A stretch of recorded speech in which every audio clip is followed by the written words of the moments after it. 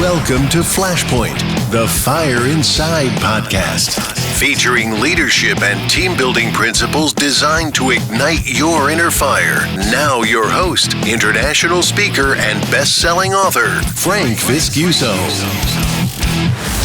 Okay, well, I'm excited to have Sara Westbrook on Flashpoint right now. And I'm just getting to know Sara. We only had a couple conversations, one just before this podcast. Yeah. And for anyone that listens to this, they know this, Sara, our podcast. I bring on people that I want to talk to that have had success in industries that I'm interested in having success in. You are a professional speaker at 3E Emotional Development, which stands for Emotional Management, Emotional Awareness, and Emotional Resilience. And also U-Power Inc., where you spoke to more than 500,000 children, teachers, and parents. Mm-hmm. I have found your videos on social media. We have mutual friends that have been on the show also. Yes. And I wanted to invite you on, though, because, I think you have a lot of tremendous insight that I think not only helps us as adults, but helps us for people like me as parents trying to figure out how to raise kids, which I find to be one of the more difficult things I'm doing in my life. But thank you for being here. Thank you. Yes, I think it's a journey, right? It's a journey of our own emotional awareness, our own emotional management, and our ability to bounce back to move forward, and then also being on that journey with our kids. And right. And I think the best way we teach our children anything is we model what we want them to learn. But I also think one of the hardest ways we teach is we model what we want them to learn, because oftentimes wouldn't we just like to say it? Right? Like we'd sit on the couch and be like, be confident, believe in yourself, regardless of what other people think, always put in the effort. And we could just sit back and watch them do that. But ultimately they are watching us, how we deal with stressors, how we stay determined, even when there's tough stuff going on around us, how we take time to set boundaries and take a pause. Like they're watching all of that. And as they're watching, they're absorbing. And so modeling what we want them to learn isn't always easy, but it's essential because it's the best way for them to absorb it. You know, it's very interesting you say that, because in my seminar, I talk about, I call it the power of the kitchen table, because in the fire service, and as you know, I'm a retired firefighter, but we spend a lot of time at that kitchen table in the fire service. And what I explain to officers and really everybody that works there is the things you say, the way you act, it matters. And even to the people you think aren't paying attention. I have my two younger boys right now are 13 and 12. And what I notice about them is if they're in the other room, when my wife and I are having a conversation, or I'm on the phone talking to somebody, my older son, Frankie, he's not paying attention. He's doing what he's doing, maybe playing with some friends on social media, whatever he's doing, watching a movie. My other son, Nicholas, is always listening. I don't think he is. He doesn't look like he is, but he'll repeat conversations I had to me 2 hours later saying, Dad, why were you talking to so-and-so? And why did you say this? I'm thinking, how you heard that when I'm not, I don't want him to hear that. And it's not bad stuff, but it's also not kid stuff. Right. So no, they are. They're watching and listening. I mean, especially if you think about over the last, 3 years during the pandemic, how much there was so much, we were all together under one roof, and there was restrictions, and there was also stressors that happened there in different conversations, and they were home more and we were home more for the majority. So there was also a heightened sense of being listened to or being watched, because they were watching how are we dealing even with those stressors. Yeah, and I think what we took away from that time frame with COVID was we actually, in a strong way, I think we reconnected with our family a lot more because we had that time. Recently, I was actually in my office working, and I was working on a book. And when you write, sometimes you find your rhythm and sometimes you don't. And I was in my rhythm. I was feeling good about where I was moving with this particular section I was working on. One of my boys came in, Dad, do you want to go play catch in the backyard? I said, not right now, in a little bit. And which I find myself doing that a little bit too often. Not right now, not right now, not right now. He asked 3 or 4 times and I couldn't do it. And then at one point, I look out and I could see the backyard from my office, and I see him out there by himself, just walking around. He's got a glove on his hand and a baseball, but he's alone. And I look at him and I said, that is so much more important than what I'm working on right now. And this can wait. That moment can't. So I grabbed my glove. I went out there. You know what? The smile on his face when I walked out in the backyard, to me, made that whole moment worth it. I said, we're going to cherish this moment right here. For me, I think it was way more impactful than him, but I think it was good for both of us. And it's amazing because you in that moment, I would call that mindfulness. You were mindfully aware of what was going on. And I think that life is not about perfection. So it's not about being the perfect parent, about being on all the time. We are going to make mistakes. We're going to mess up. But if it can be about reflection and redirection. So in that moment, you were mindful enough to reflect and quickly say, what's important to me right now? And then I'm going to redirect because I'm going to make a choice now out of living in the moment, but living in a way I'll be proud of for the moments to come. Out of respect for myself and my son and this moment, I'm going to make a choice to pause on this and pick up my glove and go outside. So that's really being mindfully aware. And then making a conscious choice as opposed to not right now, not right now, not right now. And sometimes it is not right now, and that's valid and fair. But in that moment there, you realized it's possible for me to put this on hold because those moments are going to be fleeting. Right. And that's it. That for sure. One of the videos I recently had watched, you talked about emotional triggers. And I thought, now this is something I wish that I watched when I was 15 or 16 years old, because like I like to say, I'm an Italian from Hudson County, New Jersey. My knee-jerk reaction has gotten me in trouble. And matter of fact, I would go as far as you run hot. Yes. You run hot. I run hot. Yeah. And I just yesterday, I actually apologized to a guy that 2 years ago, I responded before I took a moment to pause. And you talk about the power of the pause. And what was great about it was I said to him the same thing I just said to you. Yeah, I'm an Italian from Hudson County, New Jersey. He says, never apologize for that. He is also, by the way, he says, never apologize for being passionate. He goes, you and I are good. We've always been good. And I understand why you got emotional about that. I said, yeah, I appreciate that. But the problem is I should not have called you when my emotions were high. I should have took time and just thought about and just approached you using my words, not my emotions. And that's what you talk about, the power of the pause. Can you talk a little bit about that? Mm-hmm. Well, I think that in life, I mean, this is something that we're well aware of, which is circumstances happen that are not always in our control. So it could be something that someone says it's not in your control. It could be something that's going on in your family, something that's going on in the world. The person who cuts you off when you're driving. I mean, things are going to happen that are not always in your control. And one of the things that I think is really essential is realizing that those circumstances trigger emotions. Mm-hmm. So we often focus on the circumstance. Well, if that person didn't cut me off, well, if they didn't say that thing, well, if this didn't happen, instead of looking at, okay, that happened, that wasn't in your control. But now let's look at where do you have control? Well, you have control over being aware of the emotion that circumstance triggered and being able to actually learn to navigate it in a healthy way. So being able to, first of all, name it. So whatever was going on with the circumstance with you and your friend, then noticing, oh my goodness, that triggers sadness. Oh, that sadness has now turned into anger. Oh, I can feel my heart racing. Oh, my face is going red. Oh, my fist is clenching. Now I need to do something with that emotion as opposed to just becoming reactive. So it's not about suppressing the emotion. It's about actually learning to be aware of it and manage it in a healthy way. So maybe that's taking a pause and, going and talking to somebody else about it, using them as a sounding board. Maybe it's journaling. Maybe it's going for a run. Maybe it's deep breathing. Maybe it's the 24-hour rule where you just are like, hey, I'm just going to actually wait and then see where I'm at. And it doesn't mean that the emotion is to be avoided. It means you're actually looking at the emotion that was triggered from that circumstance. And now you're practicing what you do with that emotion in a healthy way, as opposed to the knee-jerk reaction, leaving you sometimes feeling like shoulda, woulda, coulda, but I didn't do that. I wish I did say that, post that, type that.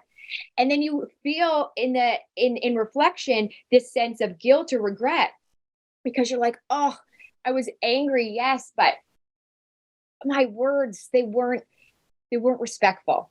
And I think oftentimes why we have the guilt and regret is because when we reflect back, we realize that maybe we were justified to feel the emotion we were feeling, but that our choice didn't line up with the character of who we believe we are as a person.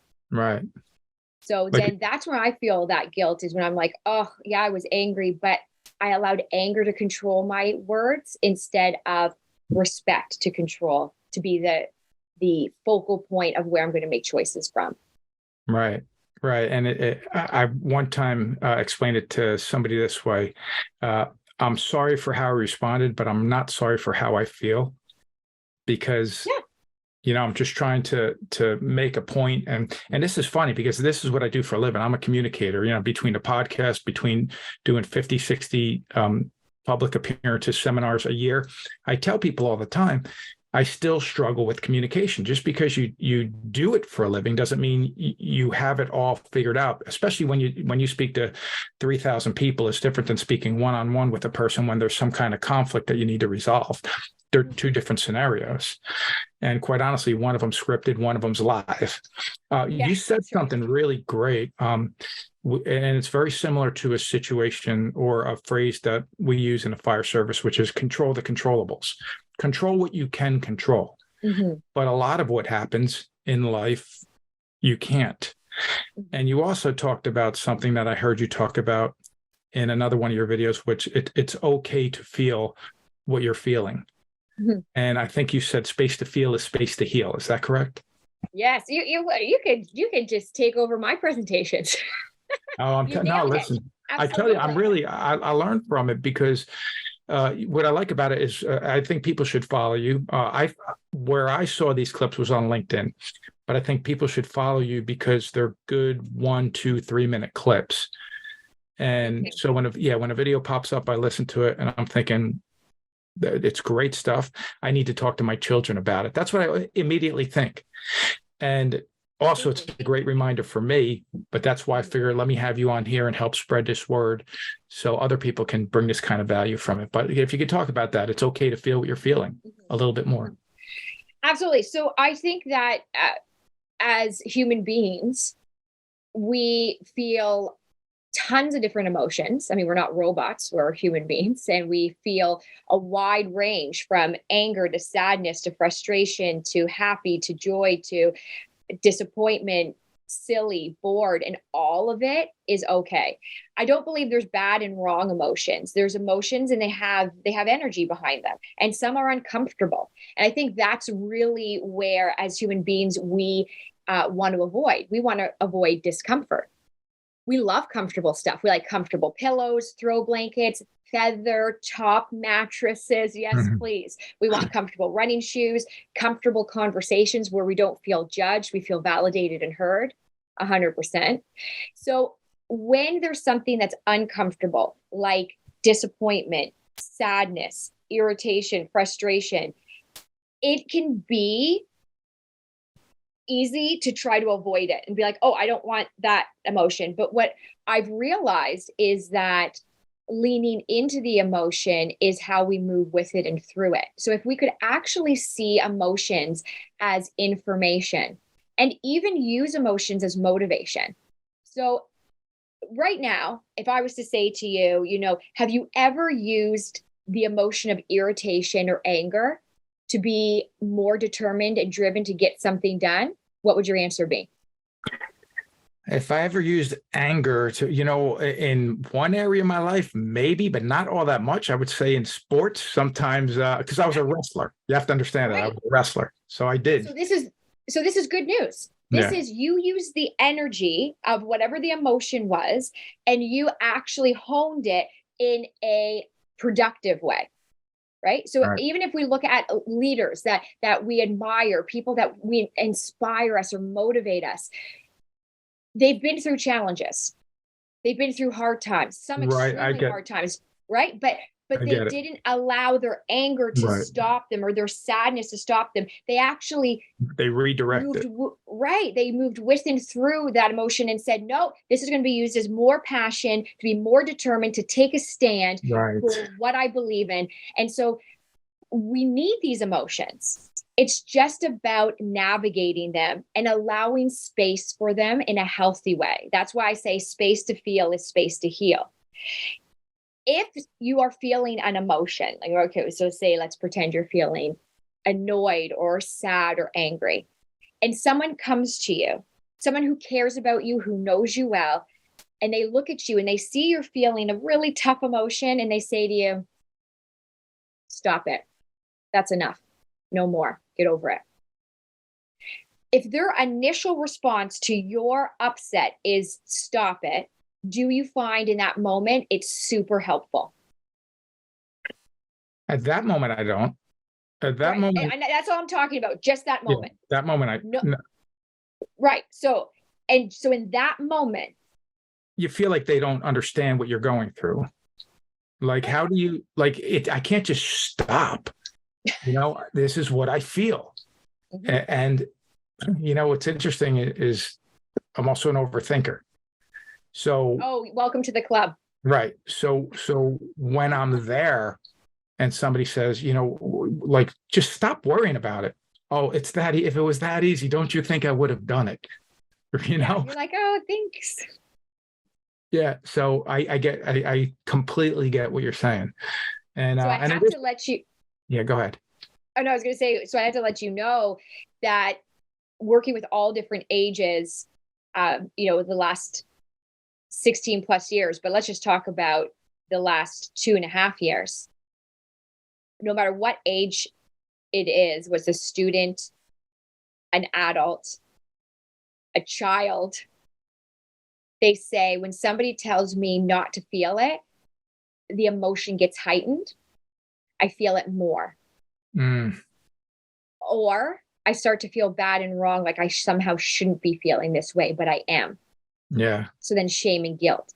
So neither of those are helpful. So the whole idea of it's okay to feel is then when I ask my audience, no matter what age they are, if you're feeling an emotion, you're angry, nervous, scared, upset, and the person comes to you that knows you well, that cares about you, and their initial response to your emotion is, I can tell you're feeling a lot. It's okay to feel what you're feeling. It's overwhelming, the response of people feel comfortable, safe, seen, heard, understood, validated. And all I said was, it's okay to feel. I did not try to fix or change your emotional state. Who here's ever, that's listening right now, felt an emotion and you did not need someone to fix or change it. You just wanted someone to honor that that's how you were feeling. It provides connection before redirection. No one is open to redirection before connection, but oftentimes our brain, especially with a child, but even if with a colleague or, if you're in a leadership role, you want to go to redirection because your brain is saying, but this is a solution. You could look at it this way. No one's open to redirection before connection. And the best way to connect with one another, since we're emotional beings, is saying it's okay to feel how you're feeling. Space to feel is space to heal. Then it allows the opening when it's right for redirection. So that's where that all came about. That's great. And, you kind of made me think a little bit about really companies that are really good at customer service are really good at listening. Because you rarely call a company to say, you ever see those 18-wheelers going down the road that say, how am I driving? Call this number. Nobody calls and says, hey, I just want to let you know your driver's doing a great job. Yeah, they're really driving well. Right. These customer service numbers are set up many times when people just are having an issue with the service and they don't want to take 15 minutes to resolve the issue. People are busy, so they're calling up a little bit aggravated to begin with. And the best experiences I've had with people when I've called up is when they listen. They listen. And then I like to say it this way. It's like you want a relationship to last. LAST stands for listen, apologize, solve, and thank.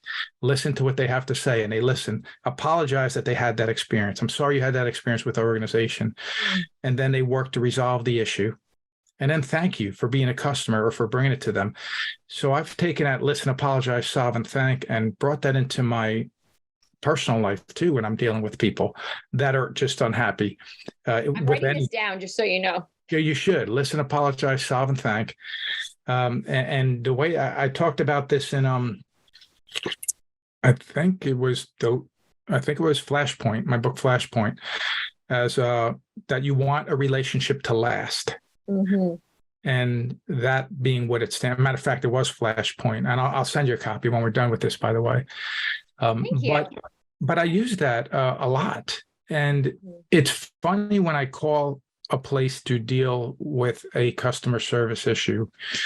I'm always polite with the people I'm talking to. For example, when you lose your luggage on a flight, the people trying to help you find your luggage did not lose your luggage. They're trying to help you find it.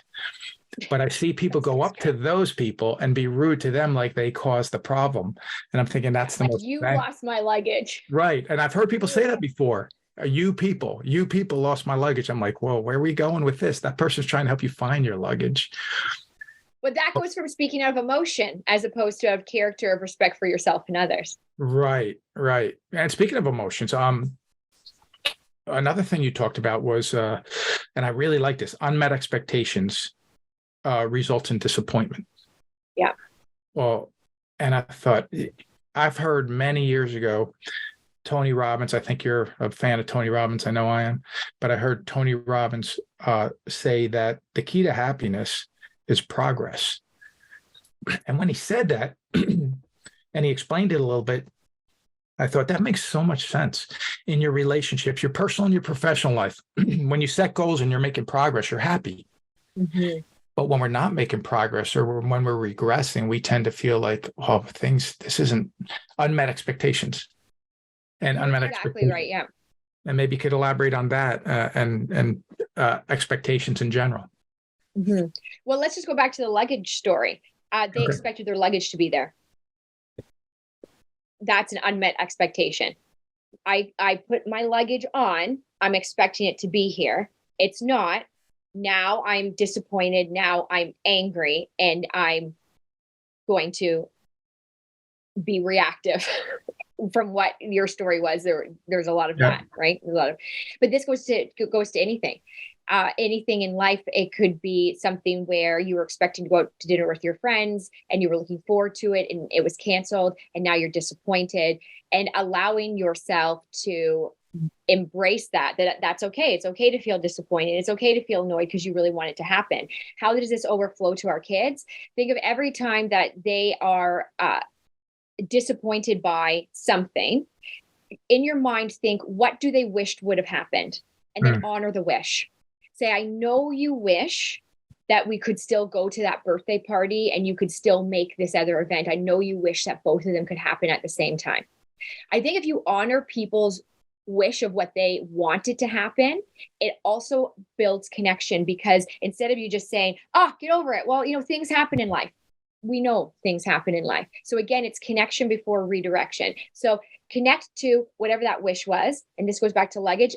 I am so, sorry that this happened. I know you and I both wish it would have just arrived. People are like, yeah, good. Okay, at least you understand. Yeah, I do wish it would have arrived. Instead of, well, things happen.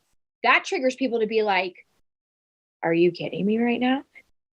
Even though our logical brain is saying, yeah, mistakes happen. Things do happen. Honor the wish of what that person or even yourself wanted to happen that didn't happen. That's an unmet expectation. It triggers disappointment. And so then it's not that you're trying to get rid of the disappointment. It's just you're honoring what triggered it, which was that something didn't happen the way you wanted it to happen. And now you're going to move through the emotions that triggers, and finding your healthy ways also to move through those emotions. I'm a big fan of writing a list of things, because I think your brain does forget.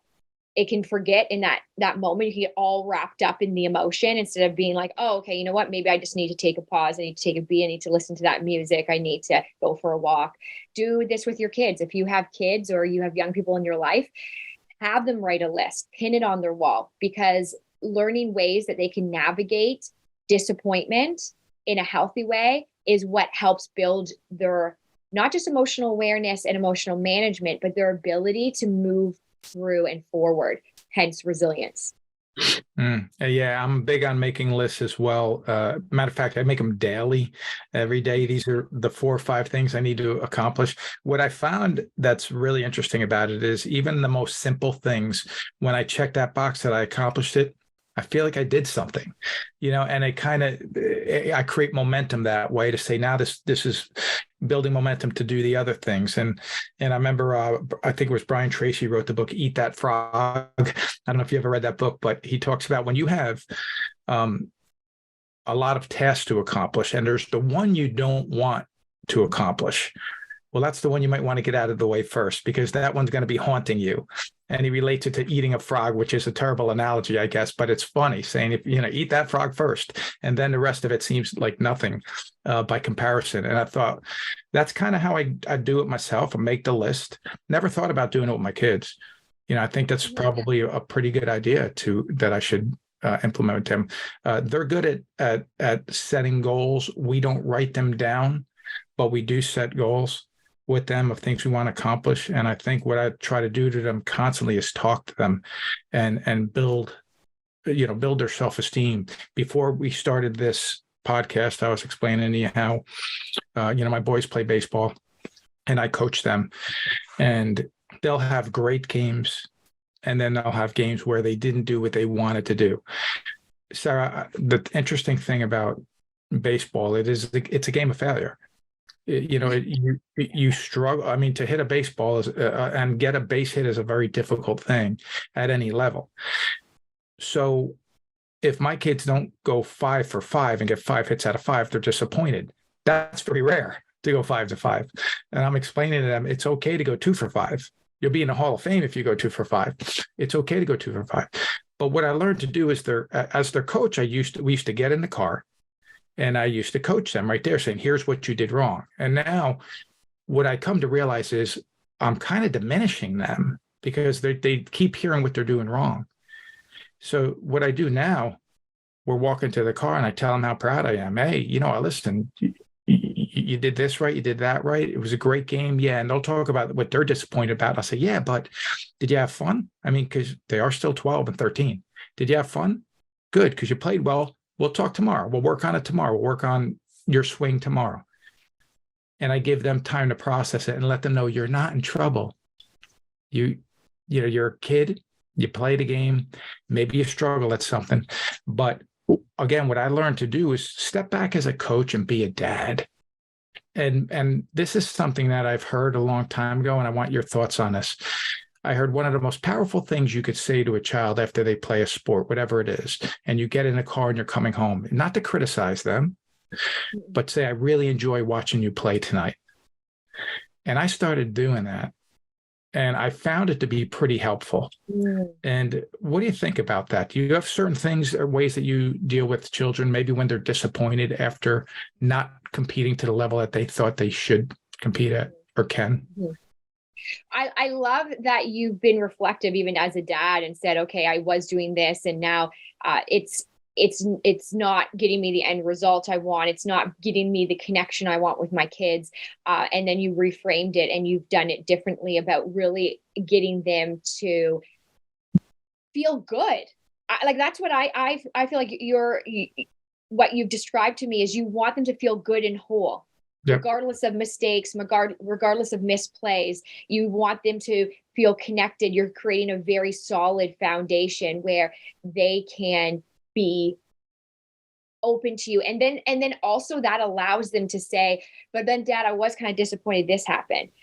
But if you come to them with everything you're disappointed that happened or didn't happen or your critique, what I also did notice is kids will come back at, well, I played most of the game well, but right. I played, because we get defensive or we get deflated. We're like, well, why does it even matter anyway? Yeah. well, I put in all this work and you don't even think that I'm doing well. So what's the point? So what you're doing is you're really working them internally with confidence by saying, I believe in you. And our kids need that. They need to know that, the world's going to come at you, but I'm always going to be your biggest fan. Yes. Yes. So I don't need to prepare you for the world coming at you, because the world's going to come at you. You need to know you're supported and you're whole and you're good and you're enough but it doesn't mean that we can't redirect and lovingly say, and I like how you said, we'll talk about it tomorrow. You give it time.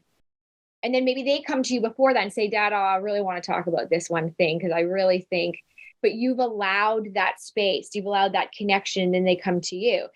Even though that can be hard for us parents, especially if you're also that coaching mentality, because your brain wants to quickly say, all right, well, if you work on this, you're going to be better. So let me just tell you what you're doing wrong, because you should know what you're doing right. But it doesn't get us the result of the connection and confidence that we want in our kids. So I think that is a very powerful practice that you are mindfully doing with your kids. Well, and they're more open too. Right. Well, that's what I find out. They're more open. I like to start with both of my younger ones. I like to, if we're going to talk and we're going to go in the backyard and we're going to work on some stuff to get better at, I like to start by telling them, hey, I'm really proud of you. I'm really proud of how you've been playing and how hard you've been working. Mm-hmm. And so what we're going to work on today is, and then we go right into it. I know what they need to work on as their coach, as a guy that's done this a long time. But I don't want to come in and approach it. If I approach it differently and just say, come on, we're going to work on your swing right now because you've been swinging like terrible. What? Right. No. Hey, I'm really proud of you. You've been working really hard. Let's work on your follow through on your swing today. We'll go hit to the net a little bit. Okay, Dad. And they come out with a different mindset, a different enthusiasm about it. Yes. But it's your approach. It really is, like, because you're, and I think sometimes we as parents, we're like, oh, my kid won't listen to me. My mom, change your approach.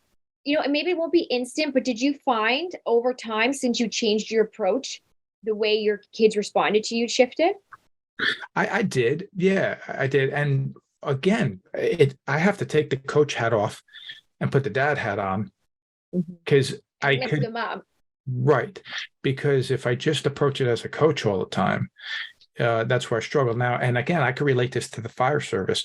In the fire service, I was a deputy chief, and I often say this, and I have to explain what I mean by this. But treat your firefighters like they're your children, is what I say. But then I clarify this. Don't treat them like they are children. Treat them like they're your children. Give them the time, the training, the tools, the equipment, the guidance, the support, and the environment to succeed in. But also hold them accountable and to a high standard. Because we're playing for life and death in the fire service. It's not a baseball game. This is for life and death. So there has to be a standard. And it's more strict. It could be a lot more like the military there than parenting, like we're talking about. But for firefighters, oftentimes officers in the fire service will raise their children like officers in the fire service. Right. You know what I mean? And so it's like, oh no, you need to do it. They're strict. And I imagine people in the military, maybe law enforcement officers, deal with the same thing. Instead of saying it's okay just to be a mom or a dad and not have to have, everything in the cupboard has to be in perfect order. And this has to get done this way and that time, and make your bed this way and that. Every now and then, it's just be a kid. Just let them be a kid, because I know this is something I think about, and you as a mom, maybe you think about, but I think about this regularly, is it's fleeting. It's going to be gone one day. And the things that maybe frustrate me, my office right now, I have a green screen right now, and, but my office right now, behind this green screen is my children's playroom. And they're old enough right now that they don't use the playroom, but I used to write on this desk with them sitting right here, playing with me, because I just wanted them nearby. And even though it would distract me every now and then, I'm like, again, what we talked about earlier, that's a good distraction. Let me kind of hold on to this moment as long as I can. But yeah, taking a hat off, putting a hat on, sometimes that's a difficult thing. And, I don't know what your thoughts are on that. Mm-hmm. Mm-hmm. No, again, I think this goes back to mind, like if we're just talking about parenting, mindful parenting, but also you also mentioned in leadership roles. And I think that's parenting is a leadership role. So that it transfers itself really well. And if we think about in the workplace, if there's a leader that is constantly nitpicking you, constantly micromanaging you, constantly telling you what you need to be doing, and if that's all you're hearing, how confident do you feel in yourself and your abilities? So remembering that also as a parent, they're very transferable skills, whether you're in a lead, whether you're in work or a leadership role or you're parenting, is really having that balance of, yes, there's times where we are redirecting our kids or we're telling them and sharing with them a lesson, constructive feedback. Right. But we want to make sure that it is very much balanced with compliments and reinforcement. I think people work very well with that. I remember somebody saying there being a ratio, like for every constructive critique, give 3 compliments. Right? Like, so that people, and open it up with that. Say, you know what, I saw you were putting in a lot of effort right here. There's just this one thing, and then end with, maybe even make it a little sandwich. Right. Yeah, well, that's just funny you say that, because right. Yeah, and Step Up and Lead, I talk about the sandwich technique, beginning and ending on a compliment. I find it to be helpful. It does work, and there's a time and a place to do it. For example, on the fire scene, if somebody's doing something wrong, I don't have time to give you compliments. No, yeah, you're not like, and just right. Hey, I really like what you're doing there, but can you please put the ladder over there, because that's the window it's I find it that's really interesting. That sandwich technique. Some people agree with it, some people disagree with it. I've happened to find value in it. Criticize the act, not the person. Is right, and that's wonderful too. And making it sure that they know it's not an internal to your heart critique. Right. Maybe it's someone suggesting something that could be very helpful. So it's also, how are we interpreting information? So if I'm saying something to you and I think I'm being helpful because I'm just telling you, you know what, the way you were talking to your son right there, you might not have realized it, but it was kind of sounding harsh. If you interpret that as I'm critiquing you, that's very different than if you interpret that I'm trying to be helpful and trying to build a connection. So I think that we oftentimes have to also think about, how are we interpreting information, and also being aware of how are other people interpreting what we're saying. And we can see that maybe by body language, we can hear it in their tone. Maybe they're getting really emotional and you could actually read their body and be like, whoa, okay, that's not what I was meaning. So I just want to clear that up. So I think it's just being really mindful of, how are we interpreting information? How are other people interpreting it? And emotions do tell us a lot. So if someone's becoming very irritated, you could maybe be like, oh, okay, well, I can tell, you're getting really upset by what I'm saying. That's not what I meant. I didn't mean like you're a bad dad. I was just trying to say, this is what I saw, and I was trying to be helpful. Yeah. One of the words you threw out when you were talking was micromanaging. I'm going to give you a stat that I know is an accurate one, at least in my industry, in the fire service, because having given about probably between 950, 970 presentations over the years, one of the questions I ask every time is, raise your hand if you have recently, or I tend to now say, if you have ever worked for a micromanager, because I used to say, if you currently work for a micromanager, then I thought that's a loaded question because the micromanager's in the room with them. Yeah, so you're like... Right. Yeah. Now I've seen that before. One guy raises his hand and 3 people behind pointing at him. Oh. But I say, raise your hand if you've ever worked for a micromanager. And 95% of the hands every single time go up, sometimes 100%. So when I see that, I think, what does that mean? I mean, are there really that many micromanagers out there, or do people just not know how to give people direction without making them feel like they're micromanaging? Meaning this, I firmly believe wholeheartedly that I am not a micromanager. But I also know that there are some things that I feel I do really well that I just try to, hey, this is baseball practice. I'm going to use that as an example. I think I run a very good practice. So I'll go there and I'll tell the coaches, here's what we're doing today. In their mind, they could be saying, oh, here we go with the micromanaging again. Like the manager knows the game plan, but he's just going to run the show. So there's times where I'll say, here's my plan of what I'd like to accomplish today. Is there anything that any of you want to cover? We'll work it into it. We'll make sure we get it all in there. And we've been doing it that way. And some days I'll just say, hey, it's your practice today. What do you want to work on? And I'll usually give them a day or two before to figure. I've done this in the fire service too, telling officers, you want to run a drill next week? What do you want to run a drill on? Hey, it's your show. You go with it. If you need my help, let me know. Mm-hmm. And I find there's a lot of value in that. But people, I think, tend to feel that everybody giving them direction today is micromanaging. I don't know if it's because we're not giving direction the right way, or if people just don't like being told what to do at all. Yeah, maybe it's a bit of both. Yeah, no, and I like that approach where you're, again, I'm still going to use this word, you're being very mindful and aware.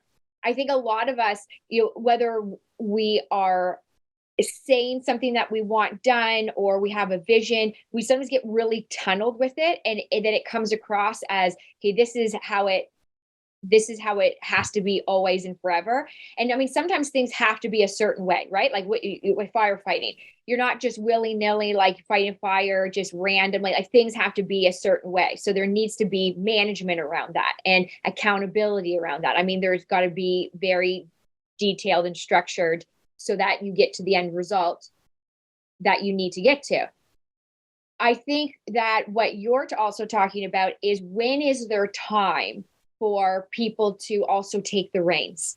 Okay, today's right? And today's your day to do it. Or is there anything you want to add? Well, now you're doing a collective. You're saying we're going to collaborate. So that's not saying my way or the highway all the time, every time. That's very different. And I think when you allow people to have a voice, they believe that they're enough. They're enough. Like they can stand on their own 2 feet, because I always say enoughness, when you believe that you're enough, when you say the words, I am enough, it's not because you become complacent and you just say, well, I'm enough. So when you say you're enough and when you believe other people are enough, it gives them a voice. Because it means like, I'm enough to take a stand for this, or I'm enough to get this done. And with a voice, you have a choice to positively impact yourself, your team, and your world. When you say that, immediately what came to mind was a video that had been recently surfacing, which is Jim Carrey talking about retiring from acting. Did you see that? Because no. That's another thing I got to write down now. You have to watch it. Jim Carrey, he's talking, retiring from acting. And when the interviewer asked him a question, I can't remember what she asked, like, are you really going to walk away from this? And she said, why? And he says, because I'm enough. I've had enough. I've done enough. I am enough. I don't need acting, in a sense, to define me anymore. Mm-hmm. And when he said that, I thought, man, there's a guy he's connected, with who he is right now. And sure, it's so awesome that you talk, and you mentioned a couple words, like you said, mindful a couple times, referring to some of the stories that I'm sharing with you. And when you say that, I'm like, I've never really thought of it that way. I actually thought of it as being like, I consider myself to be very highly empathetic. I have a lot of empathy for people, which means trying to see it through their perspective. Mm-hmm. I never really looked at it as being mindful, but you're extremely mindful person. How do you deal with when you have, let's just say, conflict, some kind of conflict with someone that they're not mindful. They're not taking your thoughts into consideration at all, or your point of view. They're not seeing it from your perspective. They don't care to even see it through your perspective. Mm-hmm. What are some of the ways that you deal with that type of person? Do you try to get them to see your point of view, reason with them, or at some point just say, hey, you know what? You see it your way, I see it my way. We're just going to have to agree to disagree. Well, I think you've set out a few options there. I mean, we probably all have somebody in our life or in our own family that isn't open. And I think everyone is on their own journey. And it really is a journey, not a destination. And when somebody is very closed and they're, sorry if you can hear my dog, that's just real life. Like, he's just barking. That's fine with me. I think that you have a decision to say, okay, if I'm speaking out of respect, if I'm speaking out of compassion and they're not seeing it, they keep deflecting, they keep thinking I'm criticizing them, then that's about them, not me. I always say other people, how they act and how they react says more about them and their emotions and their character than it says about you. I made it into a rhyme. Oh, you know that say and do says more. That is so powerful. What you just said, how they react is more about them, not about you. You said in one of your videos that their disappointment is not my guilt, right? Mm-hmm. Yeah, and that's about setting up a boundary. So if there's someone in your life where you're like, you know what, this, I love you, I care about you, or I support you, or I respect you, but we don't have that maybe connection, or the things have shifted and changed, and that's okay too. But I'm also going to set up a boundary of what I'm expecting from you. So this goes back to expectations.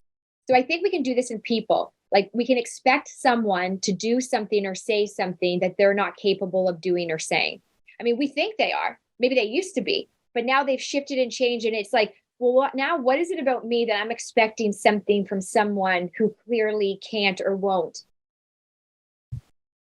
give it to me or see my point of view? And so then I always look internally, and then I have to set up my own boundaries so I'm not taking on other people's stuff and journey. Because it's one thing to be empathetic and lovingly, but also hold a boundary and say, but this also doesn't work for me anymore to absorb this, because this isn't my journey to absorb, and you're on your journey and I'm on mine. And that's where I believe a healthy boundary is really important. And knowing that emotions come up with boundaries, even for yourself when you set them, but that if you're being respectful to yourself, are you going to keep allowing that relationship to continue? That's great stuff.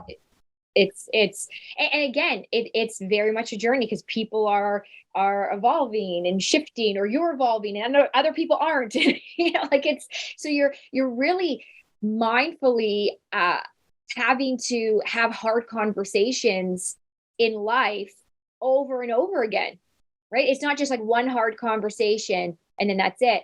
People evolve, and then you're like, oh, I got to, especially in relationships, I got to circle back to that hard conversation again, because maybe we have to see if we're still on the same page about it. Yeah. We talk about, I'm sorry, we talk about courage a lot in the fire service, but one of the things that we don't talk about enough is courageous communication, being willing to have those hard conversations. Mm-hmm. And knowing it's okay to feel nervous and anxious, but still be brave and have it. Sure. Another thing that I want to just touch on, and I really appreciate everything that we're talking about. Such a great conversation. Thank you. But same. Fitting in versus belonging. That's what I struggled with as a kid. As a young kid growing up, I wanted I wanted both of them. I mean, I wanted to be someone that was part of these groups around me, and some of them I just kind of didn't connect with. I didn't know, am I different than them because I'm an overthinker? I'm that guy that has anxiety and stress, and they don't seem to have that. What's funny is when you tend to compare yourself to other people, I think you tend to compare yourself to, in a sense, their Instagram life, right? This is the life they want you to. Oh, yes. Right? Like, you don't know that they have doubts or fears or are dealing with insecurity, which I was dealing with all those things when I was younger. Mm-hmm. But can you talk about that, fitting in versus belonging? Mm-hmm. And you brought up a really great point, which is that comparison brain, where our brain is a comparison brain. And especially on social media, you can instantly look at someone and they've posted what they choose to post, and that's allowed, but they're not posting their whole life. Right. So if our brain says, well, that's perfection. I mean, look, if they're in Disney World all the time, they're always laughing, they're always joking, they have the best family in the whole wide world, filtered pictures. Like, I mean, your brain can just go wild and be like, what, but am I enough? Because I mean, they look like they're way happier than you are. Right. So, and then we can start feeling, down about ourselves. The other side of a comparison brain is we can look at somebody worse off and feel better about ourselves. Right. So our brain can go either way.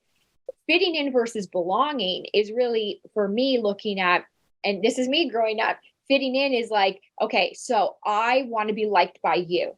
So I'm going to change things about myself so that you accept me and you like me, because if you like me, then I'm going to feel good about me. Oh, but I also want you to like me. So I'm going to switch things up over here, and I maybe even change the clothes I wear, maybe with my opinion on things. So I really want you to like me, because if you like me, I'm going to feel happy and confident. Oh, but I also really want to be liked by you. Actually, I just want to be liked by everyone. So I'm just going to keep fitting in like a chameleon. Right. And all of a sudden you realize you've lost yourself. And that fitting in is about trying to gain your confidence from external sources. But confidence is an internal. Confidence isn't you like me, so that's why I like myself. Confidence is I like me. So that's where we go into belonging. Yeah. Belonging is saying, this is who I am. Sometimes I'm quirky, sometimes I'm awkward, sometimes I mess up, sometimes I nail it, sometimes I make mistakes. I'm a little bit out there, but I like me. And I'm going to find people who like me for who I am. Perfectly imperfect, and that's what's perfect about me. And you start to find people who get you for you, and that's belonging, and that's powerful, but that starts inside of you. You first have to belong to yourself so that you find people who get you. That is very different than fitting in. It's internally having confidence instead of trying to gain your confidence externally. That's fantastic. You, before being a professional speaker and doing what you do for a living, you were a singer and a songwriter, I guess. Did you write? Yes. I had seen one of your videos, I Am Somebody. And that's another thing that I wish that I had access to that song, at some point when I was younger, because I'm like, that's really great stuff. I guess all I want to say is this stuff is out there for people to watch your videos, to be able to get access for their children, not just your children. You do corporate speaking events and can talk about all this stuff on a high level. But I just wanted to be able to introduce you to my audience and my friends so they know that they have a place where they can go to get more information. And I'm hoping that some of the stuff we talked about today is going to help them be a better parent, better husband, better wife, and just a better leader in general. So I want to thank you for the time. And I want to ask if you can just share with everybody any final thoughts, if you have them, and then a way that people can get a hold of you or see some of your videos or work out there. So the best place to get a hold of me would be, well, one of them is Instagram. It's at I am Sara Westbrook. That's one of the great ways. I'm also on LinkedIn under Sara Westbrook, Twitter. My final thought would be embracing the mindset of challenges are chapters of your life, not your whole story. When I just really sit with that and I think, whatever challenge I'm facing right now, it's a chapter of my life. It's not my whole story. And then thinking back to all of us listening right now, all of you have been through challenging times, but you have made it. You are sitting here. You are listening to this podcast. You are a great problem solver. You've solved every single problem, even the ones you thought you couldn't. You have, because you're right here. And when we look at challenges as chapters, it gives our brain hope that there's more of the story yet to come. But please remember that in those challenging chapters, there's tough emotions.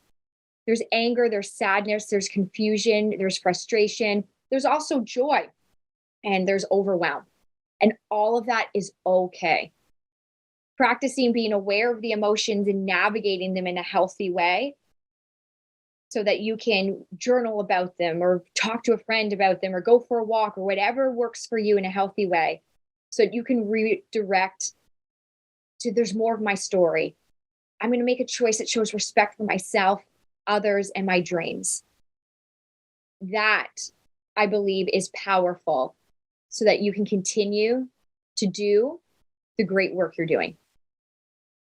That's fantastic. Sara, thank you so much for your time and for sharing those thoughts with us. I appreciate everything. And I hope some people find the same kind of value that I've been getting out of this podcast. So thank you.